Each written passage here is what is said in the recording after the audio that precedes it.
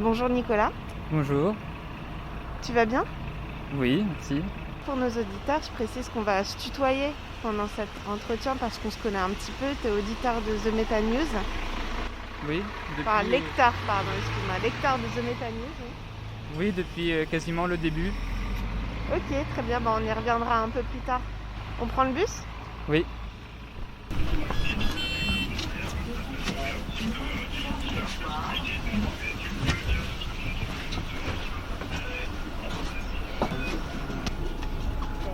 Ouais, on va rester debout. Est-ce que tu te souviens la première fois que tu as pris le bus, Nicolas? Oui, c'était en 2015, Ok, quand le bus n'était pas aussi fréquent d'accord. et que le campus de Centrale Supélec était plutôt mal desservi par les transports en commun.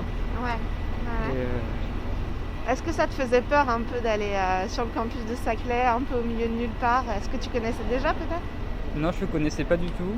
Ça m'a fait très bizarre le jour où je suis arrivé avec mon père pour m'installer dans la résidence, où le chemin c'était de la gadoue un peu. Du coup, oui, je me demandais où j'arrivais. Oui, c'était encore le chantier, quoi, au milieu C'est des ça, travaux. oui. Toi, t'es en quelle année de doctorat? J'ai commencé ma 3e année de doctorat. D'accord, donc bientôt la rédaction peut-être? Oui, il va falloir s'y mettre bientôt. Est-ce que tu peux nous dire en une phrase ou deux sur quoi tu travailles?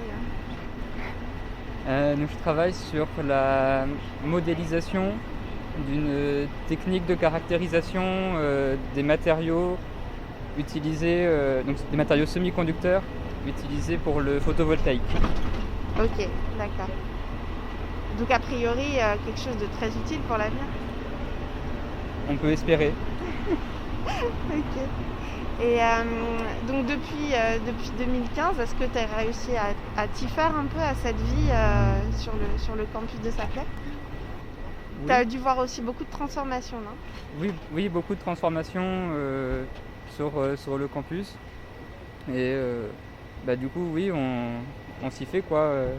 C'était longtemps les travaux, là ça va mieux quand même. Même si les travaux sont pas tous finis. Ouais. Et là, tu sors d'une période de télétravail un peu longue. Oui. Est-ce que tu es content de reprendre le chemin du labo? Oui, je suis très content de retourner au labo. J'étais en travail à distance en novembre-décembre. Et puis avant, au printemps, donc de la mi-mars à la fin juin. Et donc les premières semaines de novembre, ça a été. Et après, c'est vrai que j'étais un peu démotivé par manque de lien social, envie de voir des gens. Ouais. Ouais, je comprends tout à fait. C'est pas forcément facile de garder la motivation quand on est tout seul chez soi. C'est ça. Et tu pouvais garder un lien avec tes collègues de travail quand même? Par visio, Ouais. de temps en temps. Qui était assez rare. D'accord. Ok. Oui, et puis c'est pas pareil, on raconte pas des choses peut-être anodines, mais qui au final sont importantes pour créer du lien social, quoi. C'est ça, et dès qu'on se pose une question, qu'on a envie de demander, de parler à quelqu'un, faut faire la démarche, soit de sortir son téléphone portable, d'aller sur le logiciel de visio, de l'appeler, d'envoyer un mail. Ça demande beaucoup plus d'engagement Oui. que simplement aller dans le bureau d'à côté ou boire un café avec quelqu'un. Exactement. Et du coup, ça veut dire aussi reprendre les expériences pour toi, parce que toi, tu fais de l'expérimental, c'est ça? Non. Non? Non, moi je fais pas d'expérimental. C'est pour ça que j'étais pas dans les publics prioritaires pour retourner au labo et que j'ai pas pu y aller pendant la période de confinement. D'accord, ok, je vois mieux. Du coup, qu'est-ce que tu fais dans le bus, toi, d'habitude? Je lis. Soit le magazine de la CGT, soit des bouquins. Ok. Là, je suis en train de lire Donc un roman, L'Enfant de Jules Vallès. D'accord. Est-ce que ça a un rapport avec la recherche? Non, aucun. Ok, d'accord. Mais ça fait du bien aussi de lire des choses qui n'ont pas de rapport. Oui. Et puis ça participe quand même à comprendre un peu la société et le monde, quoi. C'est important pour un chercheur de comprendre le monde qui l'entoure et pas seulement la science et la recherche. Je pense, oui. D'avoir une certaine ouverture d'esprit. Et puis les démarches intellectuelles peuvent être similaires également. Et de toute façon, il n'y a pas de sujet de recherche qui existe en dehors de la société. Les mathématiques, par exemple, c'est très abstrait. On peut considérer que c'est juste purement des choses abstraites qui n'ont pas de rapport avec les hommes. Et même les mathématiques, c'est fait par des hommes. Et les sciences, c'est aussi une histoire sociale. Donc il y a ce lien quand même avec la société, justement des hommes qui font la science. Ok. Et donc ça t'intéresse un peu l'histoire des sciences? L'histoire des sciences et l'histoire sociale des gens aussi. Comment la société elle a évolué ces derniers siècles, ces dernières décennies. Pourquoi parfois la société change, pourquoi il y a des crises. Je pense qu'on a beaucoup à apprendre de l'histoire. Ok. Et est-ce que tu penses que la science est forcément une bonne chose pour la société? Question piège pour un scientifique. Je pense qu'on a... La science ne fait pas de mal en elle-même. Et pour imaginer la société de demain, on a quand même besoin d'un peu de science, que ce soit, surtout dans la société dans laquelle on est, il y a la science elle est partout, les technologies elles sont partout. On a aussi besoin des sciences sociales et humaines pour comprendre qu'est-ce qui se passe au niveau économique, politique. Et après, est-ce que la science est toujours bonne? Je ne pense pas. Oui, s'il y a des auditeurs un peu perdus, on fait référence un peu à tous les débats qu'il y a eu autour de ce que la science peut apporter de mauvais éventuellement à la société. Il y avait un mathématicien très connu qui était Alexandre Grothendieck, qui a d'ailleurs beaucoup travaillé à Orsay, une bonne partie de sa vie. Et donc toi tu as lu certains de ses écrits, enfin des rapports de conférences qu'il a faites et qui t'ont un peu marqué, si tu veux en parler. Oui, effectivement, j'ai lu une conférence qu'il a donnée qui s'appelle approximativement Va-t-on continuer la recherche scientifique? Et donc ça, je l'ai lu au printemps, justement au moment du confinement, plus ou moins. Et oui, c'est quelque chose qui m'a marqué, dans le sens où il y a des questions que je me posais, que je voyais, elles avaient presque 50 ans. Et que voilà, le fait que des gens de l'intérieur du système le critiquent aussi, parfois très, très fermement. Oui, parce que c'est fort quand même le message qu'il fait passer, c'est est-ce qu'on ne devrait pas arrêter de chercher parce que ça fait peut-être plus de mal que de bien. C'est quand même, quand on fait de la recherche, c'est assez choquant, quoi. Oui, et donc lui, c'était à l'époque de la guerre froide, et son principal problème, c'était le militaire, où il voyait que beaucoup de recherches, et en particulier dans les maths, qui était son domaine, les recherches étaient financées et se faisaient pour le militaire. Et lui, ce qu'il craignait un peu, c'était que ça serve à faire des bombes qui peuvent tuer très largement. Et donc la situation, elle n'a pas vraiment changé. Dans la place du militaire dans la recherche, il y a toujours un financeur important. Et Mais aujourd'hui, il y a aussi d'autres questions. Et c'est aussi un livre que j'ai lu au printemps, que j'avais commencé avant le confinement, de Philippe Biwix sur l'âge des low-tech. Où là, c'est pareil, lui, il critique aussi le fait qu'on ait de plus en plus de produits high-tech, de plus en plus de technologies partout, et qu'on ne s'intéresse pas à l'impact écologique de ces produits. Donc notamment au niveau des matières premières, si je me souviens bien, c'est-à-dire tous les composants qu'il y a dans son téléphone portable par exemple, c'est des matériaux rares qu'on a besoin d'aller chercher, donc d'extraire de la terre. Ça prend déjà beaucoup d'énergie pour le faire et ça peut briser des écosystèmes. Et tout ça, en fait, on ne le sait pas quand on achète un téléphone portable, par exemple. C'est tout à fait ça. Et toi, c'est un peu ton domaine de recherche au final, parce que tu travailles sur les matériaux, sur le photovoltaïque. Alors, c'est pas des matériaux qui sont forcément dans les téléphones portables, mais c'est aussi des matériaux rares, non? Tout à fait.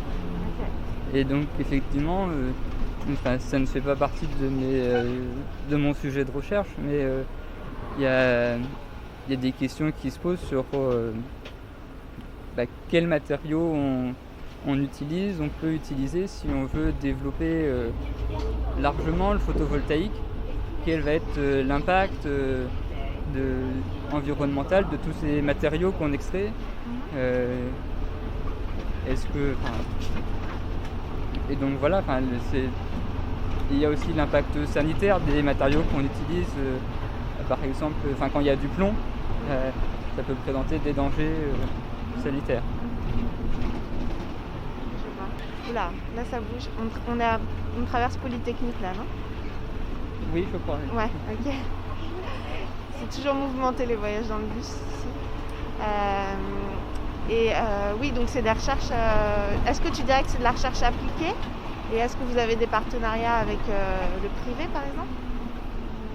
Alors moi je ne travaille pas directement avec des partenaires privés, j'ai un financement ministériel. D'accord.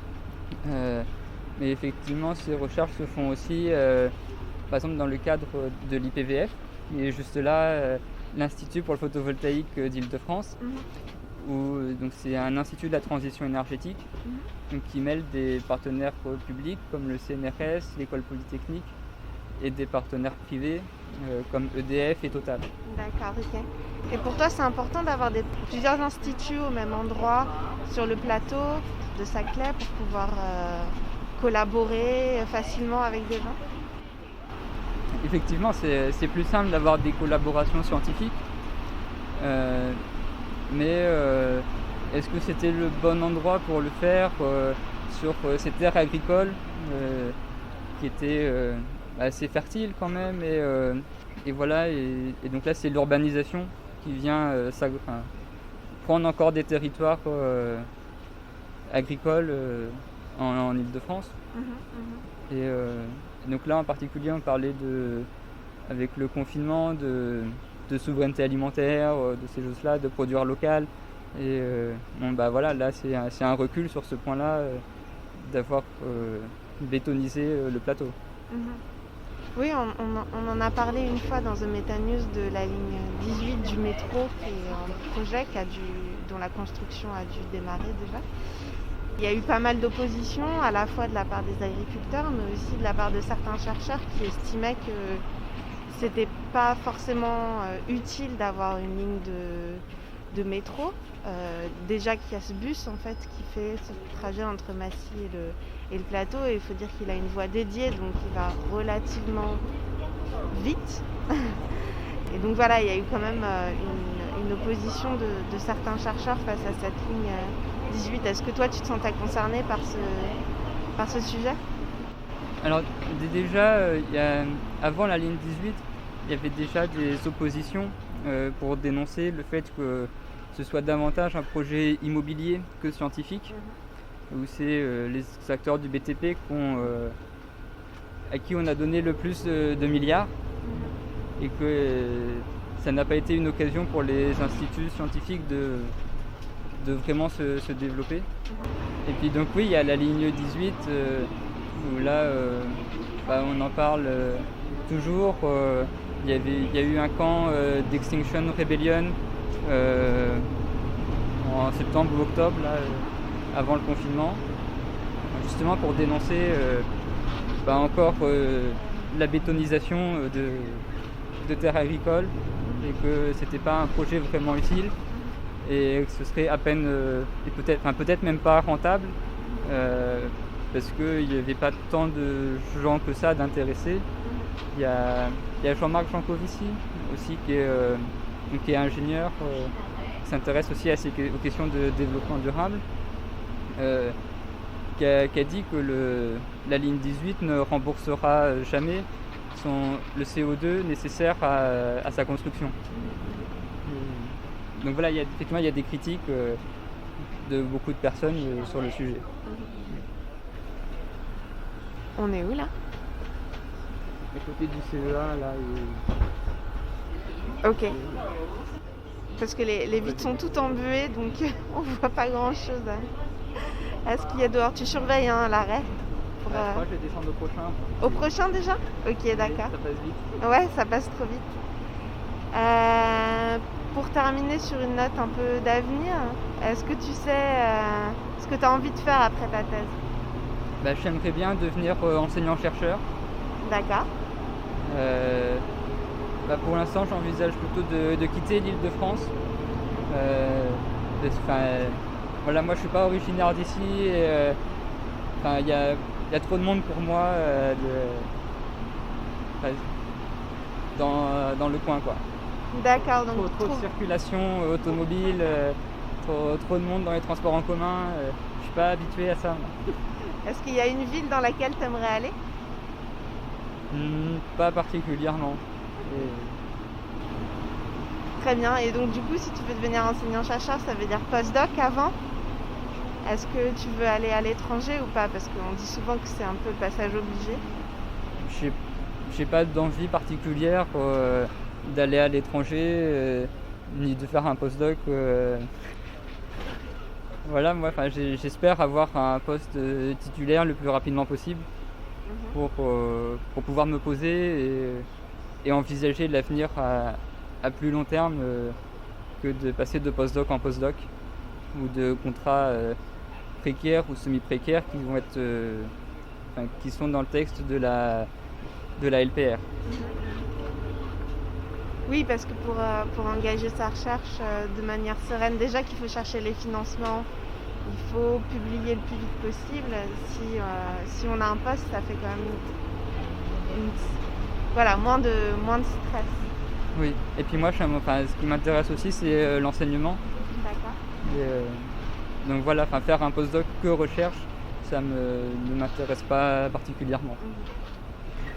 Très bien, et on te souhaite de réussir et de te revoir bientôt. Merci. Merci à toi.